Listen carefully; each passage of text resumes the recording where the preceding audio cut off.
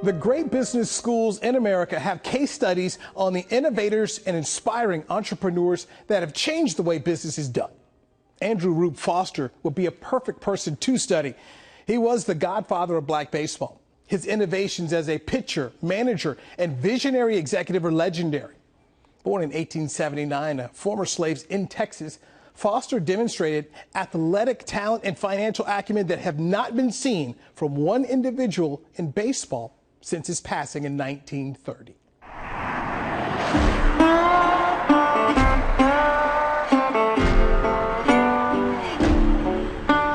Calvert, Texas is where he was born, lived and died in Chicago. Great pitcher in the early era of black baseball.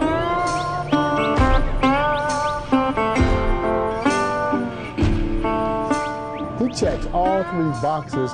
He would have gone in the Hall of Fame as a player, as a manager, and as an executive. And you don't find very many, if any, that check all three boxes, and that's how profound Andrew Rube Foster was to this game. He should be a household name, but he's not.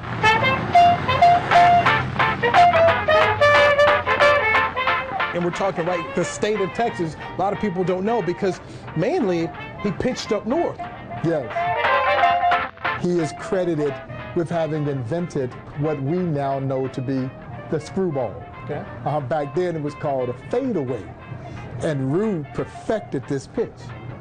So much so that the great Major League manager John McGraw would sneak Rube into his camp so that Rube could teach Christy Mathewson how to throw the screwball. Okay, we're talking about Christy Mathewson. When people talk about the greatest pitchers of all time, okay, yes, his name comes to mind. Yes, and you're saying Rube said, hey, add this to your game.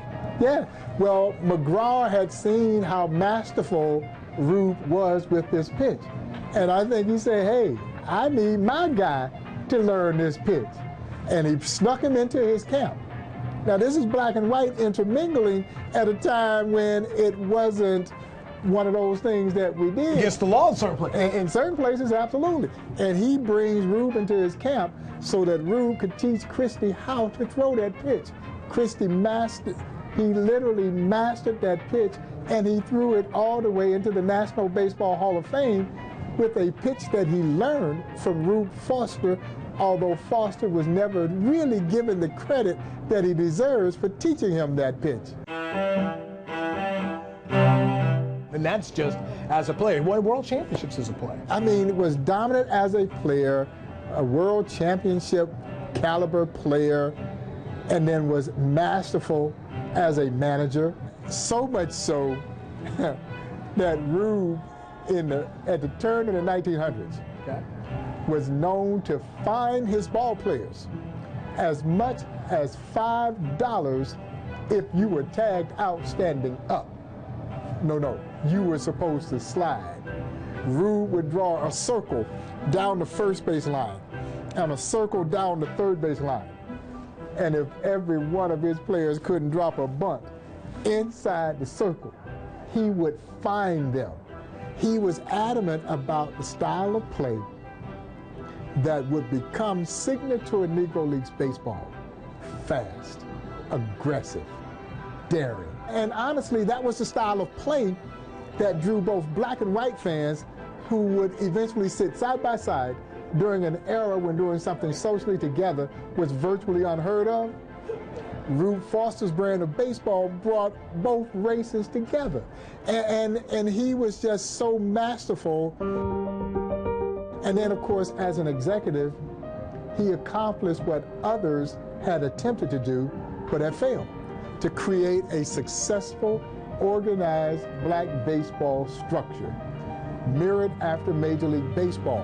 What Rube also understood was that for his newly formed Negro National League, established in Kansas City, as a matter of fact, right around the corner from where the museum currently operates, the old Paseo YMCA, that building still stands, and we've designated it as the home of the future Buck O'Neill Education and Research Center. So we're actually saving that old historic landmark where Rube Foster led that group of 8 independent black baseball team owners into a meeting at that YMCA, and on February 13, 1920, they started the Negro Leagues, the first successful organized black baseball league.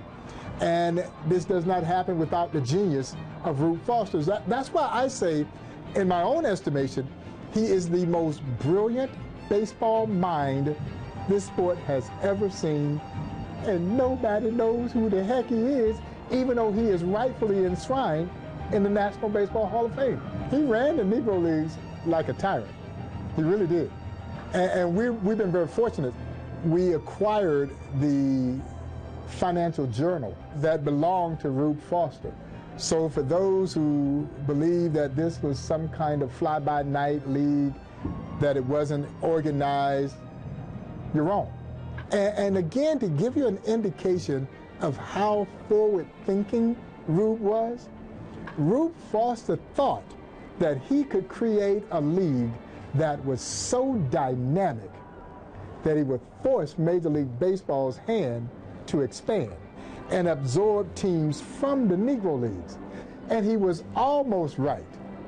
Instead, Major League Baseball focused on the field and plucked that talent away from the Negro Leagues, siphoned all of that talent out, which ultimately signaled the demise of the Negro Leagues. But see, that's how visionary Rube was, because under his model, we'd have had complete integration well before Jackie breaks the color barrier. Every role that is being fulfilled in the game would have been filled by black folks well before Jackie ever breaks the color barrier, if Rube had been right. And he was right. It just never actually transpired. But he was such a visionary. And his life ended in a tragic way. It does. It has all the makings of a Hollywood film. You know, and I tell people all the time, you don't have to make Negro Leagues, you don't have to make it up. It ain't got to be fictionalized to make it entertaining. Tell the real story. It's entertaining in its own right. And so, as I mentioned, Rube was likely one of the most powerful, if not the most powerful man in all of professional sports. Because again, no other owner had a deal like Rube Foster had, where he's getting 5% of the annual gate. No one had a deal like that. And so he did indeed run the Negro Leagues like a tyrant. He handled every aspect of black baseball business operations. He had his imprint over everything. So needless to say, there were some within the ranks of the Negro Leagues that thought he had too much control. And so the story has it that he's on league business in Indianapolis. And he is asleep in his hotel room and is exposed to a gas leak. Passerby comes by, smells the gas, kicks in, rescues him, but he's unconscious. When he comes to, he was never the same. Likely suffered brain damage, and it caused him to have fits of violent outrage, which ultimately forced his family to have to institutionalize him, where several years later, he dies of a heart attack. Now, when Rube dies, and this was just outside of Chicago where this insane asylum was, when he dies, the fans of Chicago line the streets for 3 consecutive days to pay their respect to their beloved Rube Foster. But you see, there's great belief that that gas leak wasn't accidental, that someone tried to take Rube out. So here is the most brilliant mind in baseball history who dies in an insane asylum. You can't make this stuff up.